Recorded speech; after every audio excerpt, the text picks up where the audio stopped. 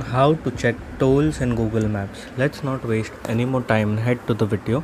Before we head to the video, make sure to hit the subscribe button as it helps our channel grow. Now let's head to the video. So there are two steps that you have to follow to check the tolls for the destination you want to reach.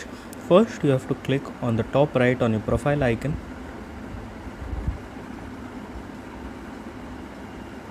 And you have to click on settings.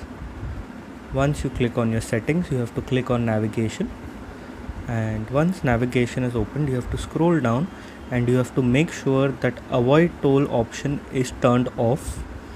Once that is turned off, then it will be helpful for you. Once that's turned off, you have to go back. Then for example, I search a location and I click on direction, and it shows it from my location to their location. Here it shows me it will take 1 hour to 1 hour 29 minutes, and I scroll up and here it shows tolls, estimated tolls based on the route I'm going to choose.